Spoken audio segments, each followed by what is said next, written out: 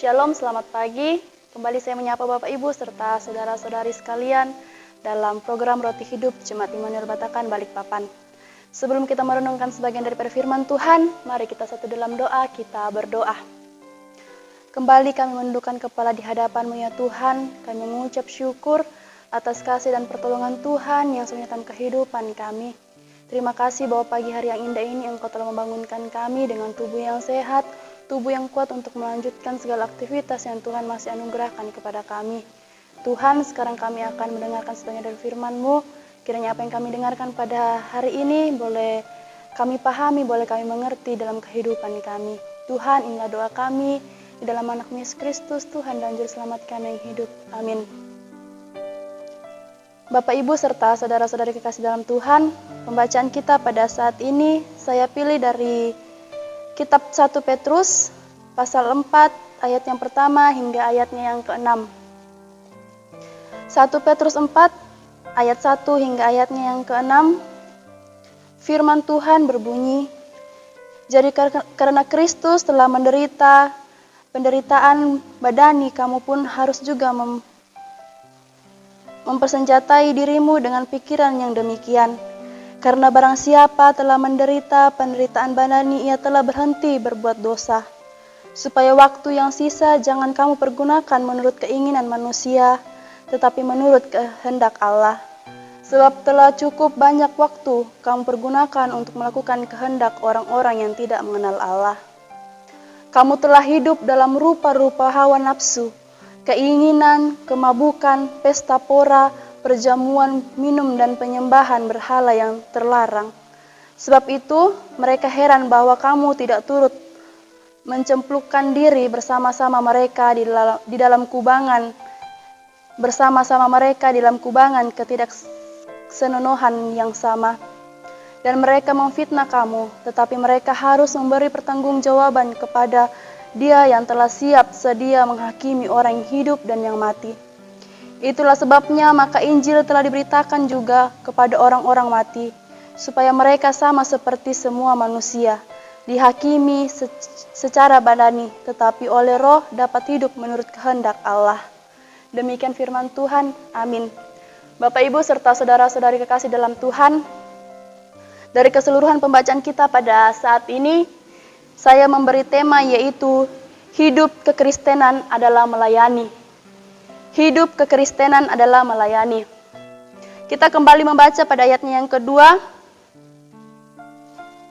Supaya waktu yang sia-sia jangan kamu pergunakan menurut keinginan manusia, tetapi menurut kehendak Allah. Bapak, Ibu, serta saudari-saudari kasih dalam Tuhan, setelah beroleh keselamatan secara cuma-cuma dari Tuhan, ada bagian yang menjadi tugas dan tanggung jawab kita sebagai umat tebusannya, yaitu memelihara, mengerjakan, dan mempertahankan keselamatan tersebut dengan takut dan gentar. Salah satu caranya adalah dengan melibatkan diri kita dalam pelayanan Tuhan, dalam pekerjaan Tuhan. Bapak, Ibu, serta saudara-saudari kekasih dalam Tuhan, ada dua kata kunci bagi setiap orang Kristen, yaitu marilah dan pergilah. Kita membaca pada Matius 11 ayatnya yang ke-28. Firman Tuhan, "Marilah kepadaku semua yang letih lesu dan berbeban berat, aku akan memberi kelegaan kepadamu." Dan dalam Matius 28 ayatnya yang ke-19, "Karena itu pergilah, jadikanlah semua bangsa muridku dan baptislah mereka dalam nama Bapa dan Anak dan Roh Kudus." Jadi Bapak, Ibu, serta saudara-saudari kekasih dalam Tuhan,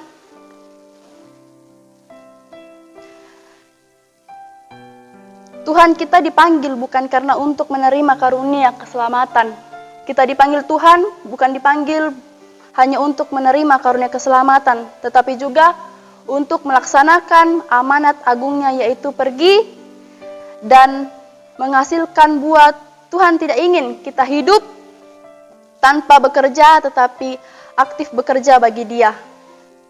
Bapak, Ibu, saudara-saudara yang dikasihi dalam Tuhan, kita memiliki tugas menenangkan jiwa bagi kerajaan Allah. Inilah undangan Yesus kepada setiap orang yang percaya dalam Dia. Kita membaca kembali dari Matius pasalnya yang keempat. Matius pasal yang keempat, ayatnya yang ke-19. Matius pasal 4 ayat yang ke-19. Yesus berkata kepada mereka, "Marilah ikutlah aku, dan kamu akan kujadikan penjala manusia."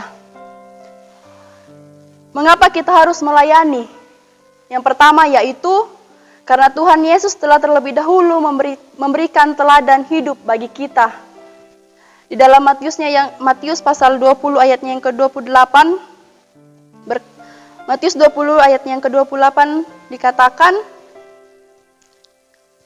"Sama seperti Anak Manusia datang bukan untuk dilayani, melainkan untuk melayani dan untuk memberikan nyawanya menjadi tebusan bagi banyak orang." Sebagai pengikut Kristus adalah mutlak bagi kita untuk mengikuti teladannya. Yang kedua yaitu, karena Tuhan memberikan talenta dan karunia kepada kita, yang semuanya itu harus kita kembangkan dan maksimalkan. Jangan sekali-kali kita berlaku seperti hamba yang memiliki satu talenta dan menyembunyikan talenta tersebut. Talenta tersebut di dalam tanah, ia tidak mau bekerja dan berkarya bagi Tuhan, dan akhirnya hamba itu harus menanggung akibatnya. Bapak, Ibu, serta saudara kasih dalam Tuhan, kita membaca kembali dalam Matius 25. Matius 25 ayat ke-30. "Dan campakkanlah hamba yang tidak berguna itu dalam kegelapan yang paling gelap, di sanalah akan terdapat ratap dan kertak gigi." Bapak, Ibu, serta saudara-saudari kasih dalam Tuhan, di dalam Tuhan, jika kita tidak berbuat apa-apa bagi Tuhan, bagi kerajaan Allah, kita bersikap sama seperti hamba yang jahat, malas, dan tidak berguna. Dosanya tidak terletak pada apa yang dilakukannya, melainkan pada apa yang tidak dilakukannya, di mana ia telah menyia-nyiakan kepercayaan dan tanggung jawab yang diberikan oleh tuannya kepada dia. Jadi Bapak, Ibu, serta saudara-saudari kasih dalam Tuhan, tanggapilah panggilan Tuhan itu dengan benar-benar, dengan baik, dan lakukanlah dengan senang hati, karena hidup lebih bahagia apabila kita melayani Tuhan dengan baik. Demikian firman Tuhan. Amin. Mari kita satu dalam doa, kita berdoa. Tuhan Allah kerajaan sorga, terima kasih atas berkat-Mu yang Engkau berikan kepada kami pada hari ini. Terima kasih bahwa Engkau sudah memberikan kesempatan kepada kami untuk merenungkan sebagian daripada firman-Mu. Tuhan, kami berdoa buat anggota jemaat-Mu di tempat ini ya Tuhan. Kiranya Engkau senantiasa memberkati mereka, melindungi mereka, memberikan kesehatan, kekuatan kepada mereka. Baik mereka yang bekerja ya Tuhan, kiranya Engkau senantiasa memberkati mereka.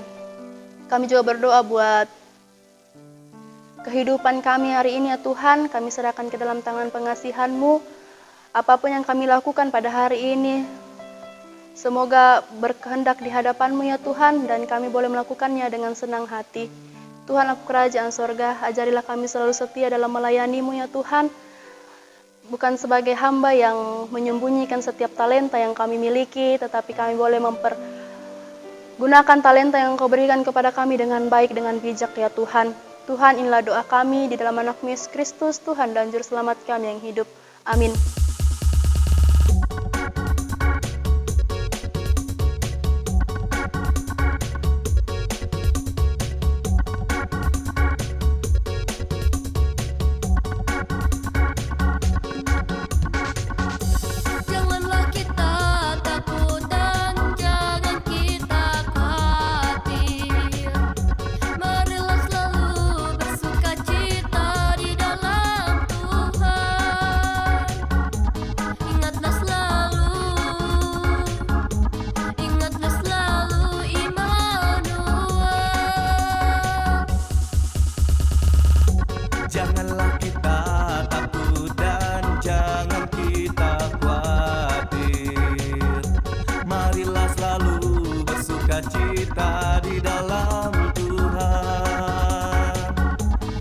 semangatlah selalu.